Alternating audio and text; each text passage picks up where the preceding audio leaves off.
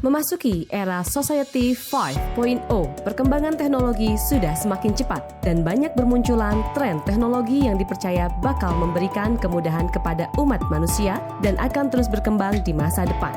Salah satunya adalah teknologi yang bersumber dari karya videografi dan sinematografi.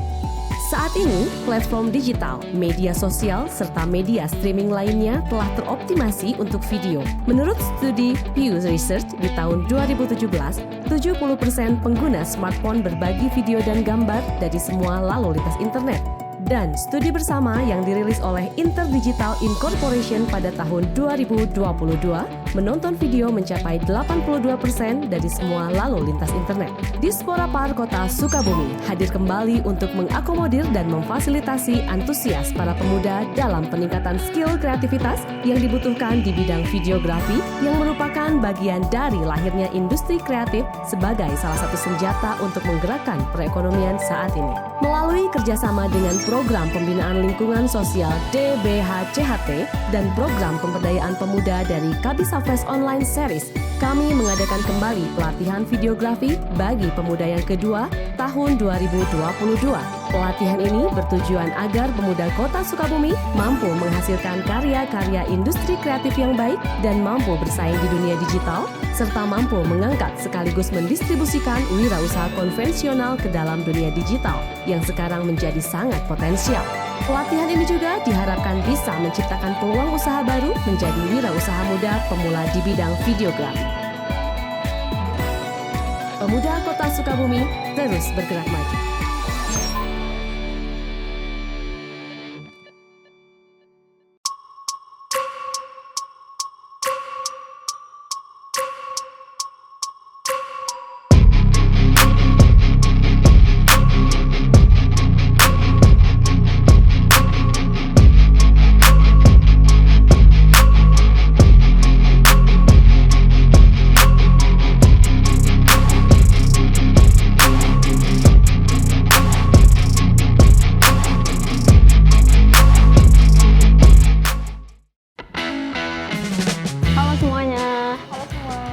Perkenalkan, di sini ada aku Bulan dan aku Alfira Delova dan aku Lutika Nur Fajrin. Kita dari Maniksi Production. Maniksi Production yaitu dari Sekolah MAN 1 Kota Sukabumi. Assalamualaikum warahmatullahi wabarakatuh. Kami dari tim Kalhun. Nama saya Nisa Nurul Ain. Nama saya Fadilan Katriana. Nah, di sini kita mau menceritakan pengalaman. Lutika, gimana pengalamannya? Pengalamannya sih senang juga ya, dapat teman baru, dapat ilmu baru gitu kan. Kalau misalnya sendiri, dari mulai pertama kesini kan masih kaget, kayak belum pernah berada di situasi tentang videografi, film dan sebagainya. Tapi di sini dikasih pengarahan sama kakak-kakak mentor sama narasumber yang sangat luar biasa memberikan kita hal-hal baru yang belum kita tahu. Kalau aku kayaknya udah terwakilkan gitu ya pengalamannya. Tapi yang paling utama itu dari sini kita belajar bahwa kita tuh bisa punya ilmu mengenai videografi dan kita itu jangan sampai berhenti untuk mencari ilmu tentang videografi. Karena apa? Karena kita itu semakin maju kita untuk membangun Kehidupan bangsa yang bercerahkan. Jadi ya intinya udah dapat ilmu itu ya, nggak boleh. Pengalaman pelatihan kami mungkin ini yang pertama ya bagi kami, dan kesan dan kesannya juga luar biasa gitu ya, apalagi pematerinya keren-keren banget, seru banget ya. Terus ilmu yang kita dapat di situ belum pernah kita dapetin gitu ya, ya. Situasi tadi waktu syuting mungkin kita banyak kendala dan terus kita tuh ribut juga ribut. Iya, bukan ikanan beneran. Coba.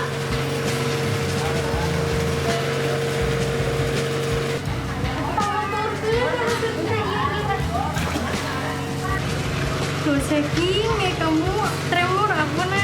Waktu konsep sama waktu konsep sama pas waktu di lapangan beda, apalagi hujan juga ya.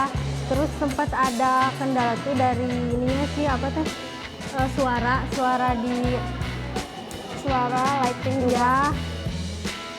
Sejauh ini sih semuanya baik-baik aja gitu. Alhamdulillah lancar ya. Di sini kita menceritakan pemuda-pemuda yang memiliki arwah penasaran yang tinggi, dari mulai dia menemui kertas, terus dicari tahu kertas itu apa, dan terus kayak mereka itu berlomba-lomba untuk memecahkan satu masalah yang akhirnya datang ke satu tempat. Ternyata di tempat itu tidak sesuai dengan apa yang ingin dia ketahui gitu.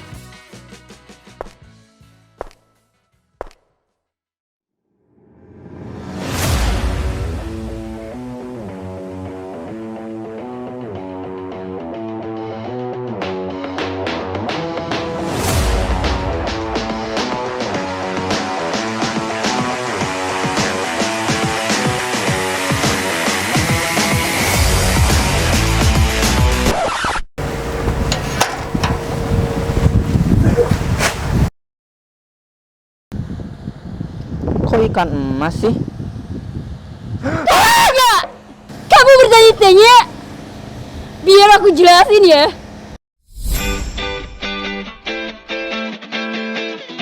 Nah, biar aku jelasin ya. Ikan mas adalah ikan air tawar yang memiliki nilai ekonomis penting dan sudah tersebar luas di Indonesia. Di Indonesia, ikan mas mulai dipelihara sekitar tahun 1920-an.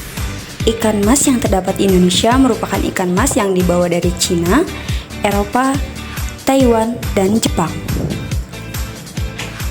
Lantas, mengapa harus ikan mas? Karena ikan mas mudah dibudidayakan. Dan ikan mas yang berada di lokasi ini rasanya gurih dan lezat. Tempatnya sangat strategis, yaitu pasar terbuka untuk lebar, juga disukai oleh masyarakat Sukabumi.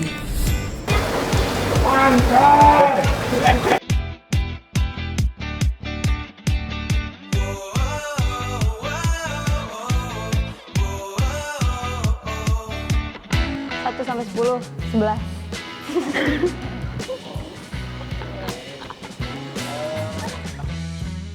Video kita tuh video edukasi ya, tentang ikan mas gitu. Jadi gak terlalu ribet gimana gitu ya.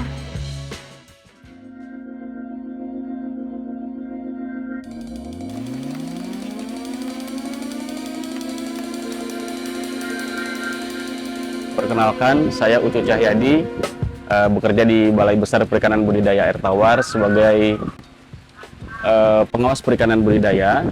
Ikan mas itu berasal dari Cina, tapi masuk ke Indonesia pada tahun 1920 dan sekarang sudah mulai dibudidayakan banyak di Indonesia. Ikan mas Majalaya itu berasal dari Majalaya, ya, dari Bandung, Kabupaten Bandung, Jawa Barat ya. Perbedaan antara ikan mas Majalaya dengan ikan mas yang lainnya secara morfologi ya. Kalau ikan mas Majalaya itu dia bentuknya badannya tinggi tapi pendek, warnanya hitam. Dan ikan mas Majalaya ini biasanya lebih disukai oleh orang-orang Sunda atau Jawa Barat. Ada keunggulan-keunggulan lainnya dibandingkan dengan ikan mas yang lain. Yang pertama itu pertumbuhannya lebih cepat. Kemudian setelah itu dia memiliki kelangsungan hidup yang tinggi, artinya panennya bisa banyak gitu, dan FCR-nya bisa lebih rendah. Untuk proses pembudidayaannya, yang pertama adalah ada pemijahan, ada pendederan, ada pembesaran ya, ada panen. Ikan Majalaya yang tahan Aeromonas hydrophylla. Jadi yang kita tahu Aeromonas hydrophylla ini kalau sudah kena ikan mas itu ya mematikan. Jadi kita membuat strain baru ikan mas yang tahan terhadap Aeromonas. Ya harapannya agar produksi tetap berjalan, panen juga tetap banyak, tahan terhadap si penyakit tersebut. Untuk masyarakat yang ingin melaksanakan budidaya ikan mas, ya kita harus ikuti prosedur sudah dianjurkan selama pemeliharaan, bagaimana persiapan kolamnya, bagaimana pemeliharaannya, bagaimana cara pemberian pakannya, bagaimana cara manajemen kesehatan ikannya itu harus dilakukan sesuai dengan SOP. Sekian informasi tentang budidaya ikan mas ini dari saya. Mohon maaf jika ada kesalahan, ada kata-kata yang tidak berkenan. Wassalamualaikum warahmatullahi wabarakatuh. Untuk penilaiannya mungkin menurut kami ya dari saya mungkin 8. Sama sih ya 8. Assalamualaikum warahmatullahi wabarakatuh. Perkenalkan, nama saya Muhammad Alwi Jabarullah, dan untuk kali ini juga saya menjadi narasumber dan pembimbing bagi pelatihan videografi yang kedua yang diadakan oleh Dispora. Pengalaman kedua ini sama baiknya dan mungkin lebih baik daripada yang pertama ya. Lebih kesiapannya lebih matang, narasumber yang tersaji juga lebih banyak, terus pelayanannya lebih meningkat gitu. Dan sejauh ini menjadi salah satu pelatihan yang sangat saya senangi gitu ya, karena melihat antusias para peserta dari pelatihan pertama dan kedua ini juga semakin meningkat. Seperti itu sih. Harapannya untuk pelatihan ini terus ada, namun mungkin karena videografi sudah 2 kali diselenggarakan, akan lebih baik kalau misalkan kita naik ke level yang selanjutnya. Mungkin bisa bikin film ataupun bikin yang lainnya mungkin, tapi lebih oke sih kayaknya bikin film, karena saya masih berharap Sukabumi bisa menjadi kota film seperti daerah-daerah lainnya, karena di sini sekolah multimedia banyak, terus sekolah film pun ada gitu. Kenapa nggak menjadikan Sukabumi menjadi kota film? Oke, sekarang jadi hari ini saya mendampingi 2 tim, yaitu Maniksi dan Kalhon. Mereka mereka dua background yang berbeda, satu mahasiswa, satu anak SMA gitu ya. Yang Maniksi itu mungkin karena mereka masih muda, mereka terbawa untuk melakukan tren sekarang kayak cepmek kayak gitu ya dalam penyajiannya. Video yang mereka lumayan menarik gitu ya untuk awalan, tapi kurang jelas gitu. Dan kalau yang si Kalhon ini, riset mereka untuk terlalu dalam gitu, terlalu banyak yang ingin mereka bahas. Dengan durasi yang 3 menit, mereka terlalu banyak yang ingin dibahas. Akhirnya pada proses editingnya mereka dibuat bingung sendiri oleh pertanyaan mereka gitu. Dari yang kedua, tapi ada kesamaan dalam kedua prosesnya gitu. Mereka tidak matang dalam praproduksinya. Seperti itu sih. Mereka tidak mempersiapkan dengan jelas alur mereka seperti apa, tujuannya untuk apa gitu. Video yang mereka buat, mereka tidak jelas, tidak ada goal yang jelas dalam videonya. Nah, kesalahan yang tersaji di situ adalah ya, kalau Maniksi dia nggak jelas sebab akibatnya, kenapa dia harus ke situ. Dia hanya menemukan kertas tanpa memperlihatkan isi kertas itu apa sih gitu. Dan ada kesalahan PO di situ yang membuat si video ini menjadi aneh akhirnya gitu. Yaitu pasar terbuka untuk lebar, juga disukai oleh masyarakat. Dan itu sangat fatal gitu. Nah, kalau yang si Kalhon ini, dia pemilihan backsoundnya yang salah gitu.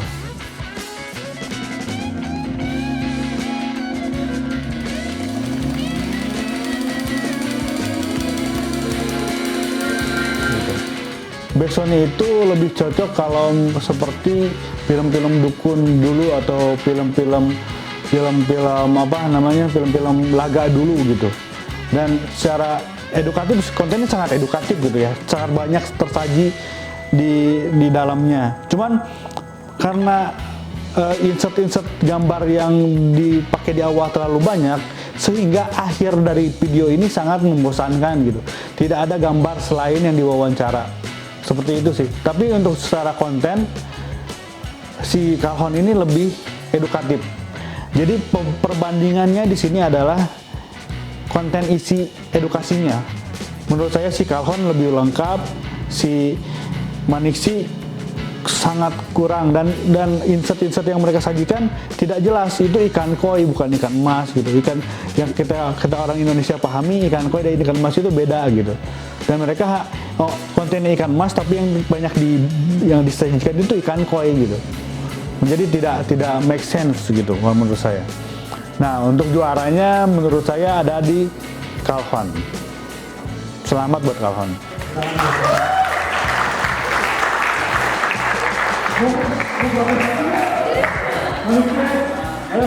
Nggak nyangka banget ya. Iya, aku gimana? Ya, kalau pertama itu pasti kita nggak kayak pasti kita menang, pasti enggak gitu, pasti nggak berharap ya. Lebih insecure sih. Kalau dari saya ngelihat yang lain lebih kayak dah gitu nih. Kayaknya kita mah nggak bagus-bagus nih kayak gitu. Iya, tapi pasti emang jadi pembelajaran kan ya.